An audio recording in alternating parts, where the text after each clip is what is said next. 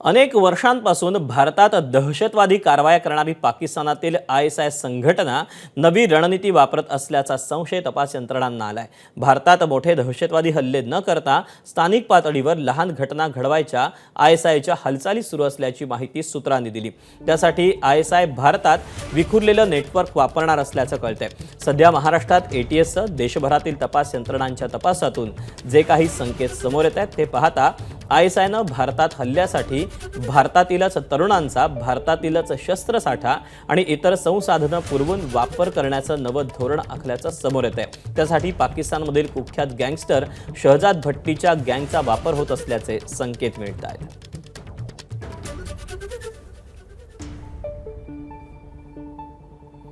ISI आणि भट्टी गँगची कार्यपद्धती नेमकी कशी आहे आपण पाहूया।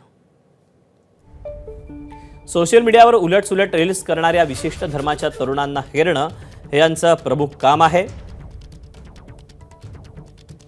इंस्टाग्राम, टेलिग्रामवर मेसेज लिंकच्या माध्यमातून या सगळ्या तरुणांशी संपर्क साधणं, चॅटिंगमधून तरुणांची माहिती आणि वैचारिक दिशा जाणून घेणं,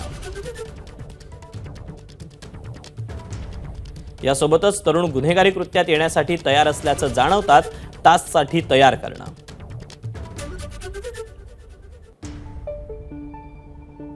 पहिला टास्क अत्यंत किरकोळ स्वरूपाचा द्यायचा, म्हणजे भारतातील एखाद्या ठिकाणाचा फोटो किंवा व्हिडिओ पाठवायला सांगायचं।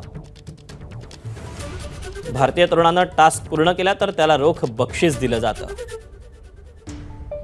दुसऱ्या पातळीवरच्या टास्कमध्ये भारतातील अतिजास्त सुरक्षेच्या ठिकाणांची रेकी करणं, तिथली माहिती पाठवणं आणि तिसऱ्या पातळीवरच्या टास्कमध्ये स्थानिक पातळीवर पैसा, हत्यारं पुरवून गुन्हा करायला लावणं।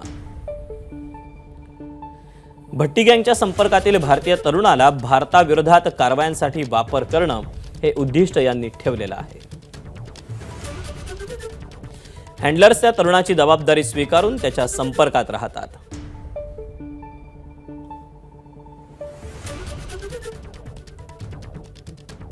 तेव्हा ही माहिती यातून काही आता समोर आलेली आहे।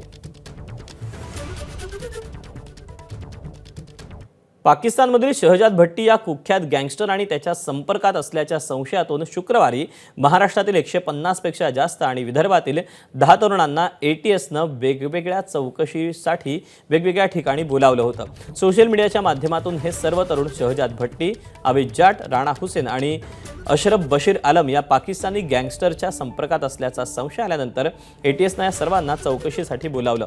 विदर्भातील 10 तरुणांची तब्बल 18 तास चौकशी केल्यानंतर ATSनं त्यांना ताकीद देऊन सोडून दिलं। मात्र त्यांच्या फोनमधील सर्व डेटा सखोल फॉरेन्सिक चाचणीसाठी पाठवण्यात आला। देशभरात दहशतवाद विरोधी पथक आणि इतर केंद्रीय एजन्सीजनं पाकिस्तानमधील गँगस्टरसोबत प्रत्यक्ष किंवा अप्रत्यक्ष संपर्क ठेवणाऱ्या भारतीय तरुणांवर करडी नजर ठेवणं सुरू केलं होतं आणि त्याच मालिकेत विदर्भातील 10 आणि महाराष्ट्रातील सुमारे 150 तरुण ATSच्या रडारवर आले। या सगळ्या संदर्भात गृहराज्यमंत्री पंकज भोयर काय म्हणतात आपण पाहूया। तरुणांना ताब्यात घेतलं, त्यांचे मोबाईल त्या ठिकाणी हस्तगत करण्यात आले आहे आणि त्यांचा डेटा त्या ठिकाणी ड्राईव्ह करण्याचं काम चालू आहे की नेमकं किती दिवसापासून हा आतंकवादी ह्या मंडळींच्या संपर्कात होता आणि नेमकं यांचं काय नियोजन होतं हे तपासण्यासाठी पुढील चौकशी त्या ठिकाणी चालू आहे। सगळ्याच तरुणांचा याच्यामध्ये जाणून बुजून सहभाग आहे असं देखील नाही। काही जणांचा काही कारण नसताना देखील त्याचा त्या ठिकाणी संपर्क आला। त्याच्यामुळे चौकशीच्या दरम्यान जे गंभीर काम त्या ठिकाणी कोणी काही केलं त्यांच्यावरतीच कारवाई त्या ठिकाणी चालू आहे। परंतु अजूनही ATSने प्रत्येकाचा मोबाईल त्या ठिकाणी त्याचा संपर्क झाला होता त्या संदर्भात सखोल चौकशी करण्याकरता ते मोबाईल ताब्यात घेतलेले आहेत।